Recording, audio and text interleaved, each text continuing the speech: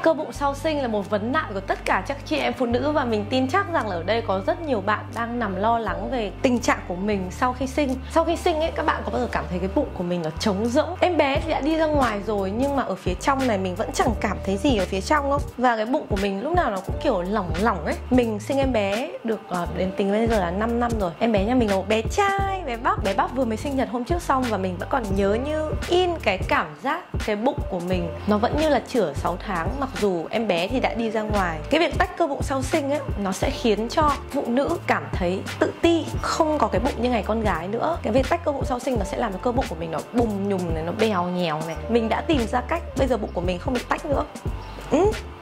Tuy nhiên là mình nghĩ nó cũng là do cơ địa nữa.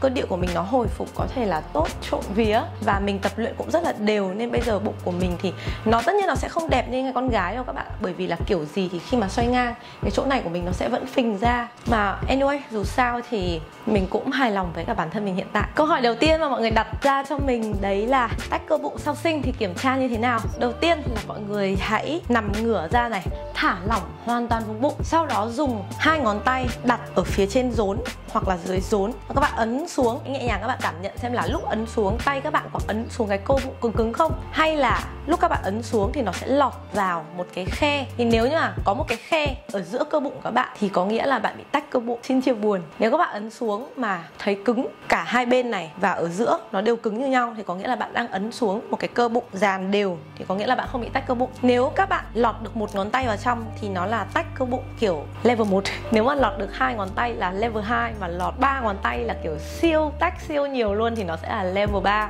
Có những người thì sẽ tách ngang với rốn này, có người thì tách ở phía dưới rốn, và có người thì tách ở trên rốn. Như mình thì là mình tách ở trên rốn, nó còn phụ thuộc vào việc là lúc mà chửa em bé thì các bạn chửa thấp hay là chửa cao nữa. Như mình ấy là con trai nên là mình chửa cao, nên cái phần bụng này là mình bị tách ở trên. Và đến tận bây giờ nhá, mình sẽ cho các bạn xem cái da bụng của mình. Các bạn có nhìn thấy không? Nó có vết sẹo. Đây là vết sẹo do mình bấm khuyên rốn xong nó bị rão ra và nó bị tách cơ bụng đấy. Rồi, vậy thì tách cơ bụng sau sinh thì nên tập những bài tập nào? Đầu tiên nhá, các bạn nhớ rằng là cơ bụng chúng ta bao gồm cơ bụng dọc và cơ bụng ngang. Cơ bụng dọc nó nằm ở phía bên ngoài cùng, nó là có 6 cái múi cơ, thì chúng ta cứ gọi là cơ bụng 6 múi 8 múi ấy. Nó là cơ rectus, nó gọi là cơ bụng dọc. Thứ hai là nằm ở phía trong, nó là cơ bụng ngang, cơ bụng transverse, nó là cơ bụng nằm ở phía trong và nó nằm ngang. Thì khi mà em bé hình thành và phát triển ở trong tử cung của mình, em bé sẽ dần lớn lên đúng không? Khi em bé lớn lên nhá, thì em bé sẽ đẩy cái vùng cơ bụng của chúng ta căng về phía trước. Và cái cơ bụng dọc của chúng mình ấy, nó sẽ căng theo cái chiều của cái bụng, nó sẽ căng sang hai bên. Nó đẩy về phía trước và nó căng sang hai bên. Thế là những cái phần mô liên kết nối ở giữa những cái nhóm cơ bụng dọc của chúng ta nó sẽ bị gião ra. Có những người thì gião nhiều, có những người thì gião ít, có những người thì gião sơ sơ. Nó sẽ phụ thuộc vào cái mức độ gião đấy, nó quyết định xem là các bạn có bị tách cơ bụng sau sinh nhiều hay không.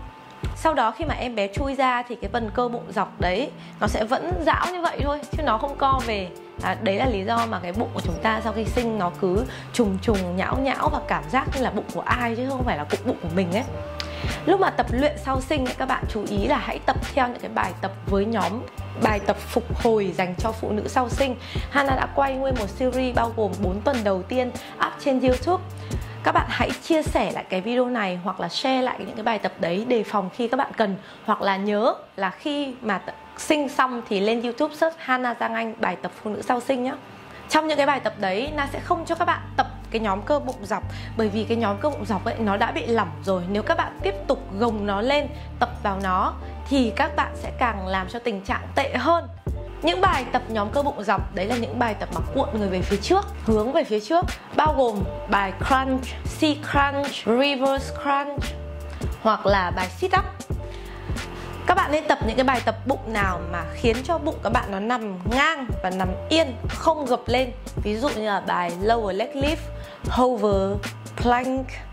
Là các bạn lựa chọn tập cái bài tập phục hồi trên YouTube của Hana Giang Anh.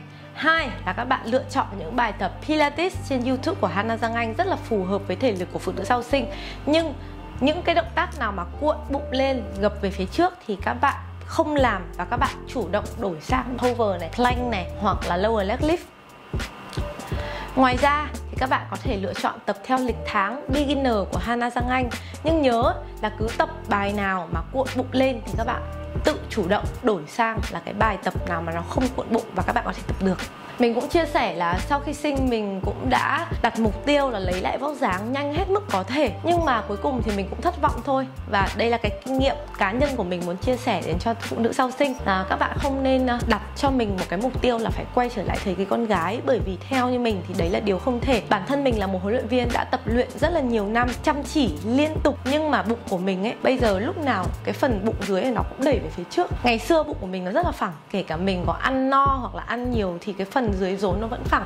Nhưng bây giờ thì chuyện đấy nó sẽ không bao giờ xuất hiện lại nữa đâu các bạn. Kể cả bây giờ mình rất gầy thì bụng dưới của mình nó sẽ vẫn to hơn ngày xưa. Hơn nữa là cái tâm lý là tôi cần phải quay trở lại thời con gái ấy, nó càng làm cho chúng ta trở nên sốt ruột. Sau khi sinh ấy là mình đã cố gắng tập luyện ngay trở lại rồi. Sinh xong 6 tháng rồi nhưng bụng của mình vẫn to như ngày xưa luôn đấy. Nên là lúc đấy mình rất là buồn và thất vọng. Mình mới suy nghĩ là thôi bây giờ mình chấp nhận cơ thể của mình đi. Vì mình sinh em bé rồi mà, mình có con rồi thì bây giờ bụng như thế này cũng được. Đấy là mình toàn mặc những cái áo dài che bụng đi ấy. Điều bất ngờ là sau khi mình chấp nhận cái suy nghĩ đấy thì khoảng 1 năm đến 1 năm rưỡi mình tập luyện chăm chỉ và đều đặn thì bụng của mình lại nhỏ lại. Lúc đấy mình phục hồi được cái việc tách cơ bụng sau sinh đấy các bạn.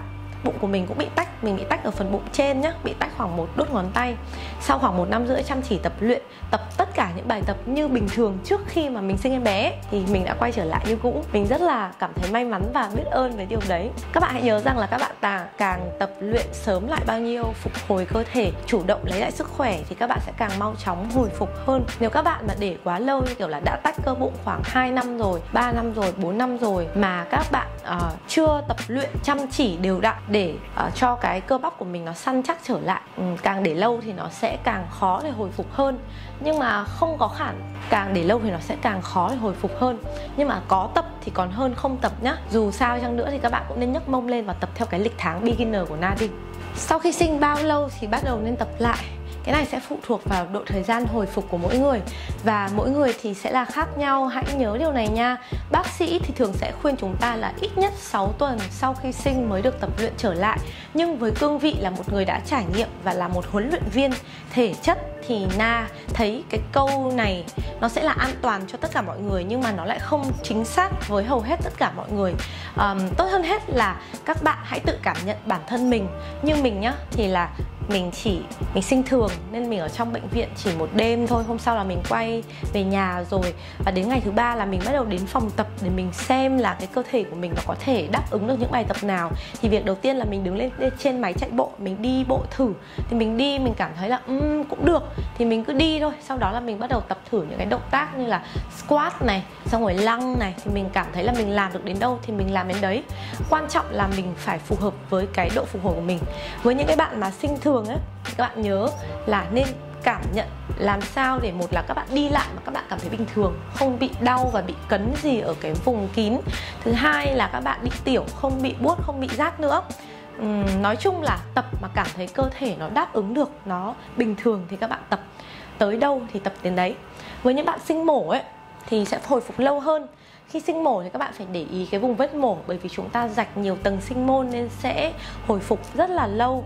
Khi nào mà các bạn không bị đau vết mổ nữa này, các bạn đứng lên ngồi xuống, đi lại và đi bộ nhanh mà cảm thấy cơ thể của mình nhẹ nhàng, vùng vết mổ ổn định. Ổn định có nghĩa là không bị nhói, không bị tức nhá, không bị khó chịu và không cảm thấy là ở đấy nó có một cái gì đấy. Các bạn kiểu không nhận ra cái vết mổ đấy nữa ấy. Thì khi đấy là khi các bạn hồi phục được. Và hồi phục xong rồi thì các bạn nhớ là kiểm tra một lần nữa cho chắc là các bạn chống tay và đưa người vào tư thế plank.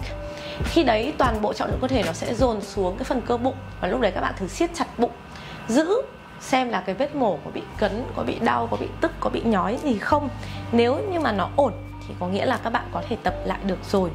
Và tập lại ở đây nó còn phụ thuộc là việc các bạn tập cái gì, tập cường độ gì nữa.